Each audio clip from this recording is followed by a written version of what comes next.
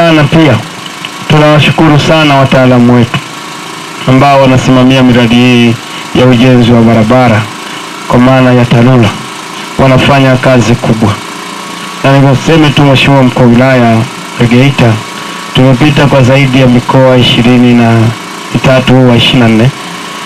Tumetembelea miradi mikubwa sana ya barabara, madaraja, lakini kwa daraja hili ni la kipekee sana.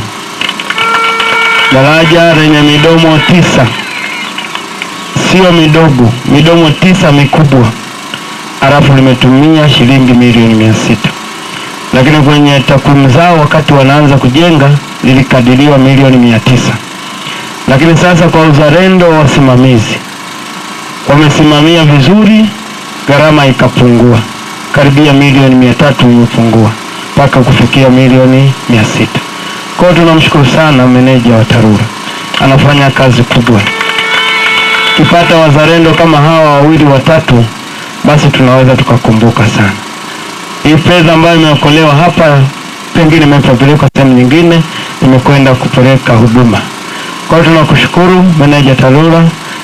Hadi sasa mradi umefikia 100% ya utekelezaji wa kimkataba kwa awamu zote mbili, ambapo jumla ya shilingi milioni 637,352,000 zimelipwa kwa wakandarasi wote wawili, ikiwa ni awamu ya kwanza shilingi milioni 329,985,000 na awamu ya pili kiasi cha shilingi milioni 307,368,000.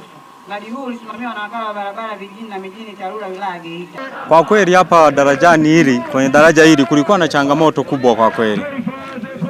Kufikia mpaka lilivyo hivi, yani ni kumshukuru tu Mungu pamoja na uongozi uliopo madarakani. Kulikuwa na changamoto kubwa sana hapa.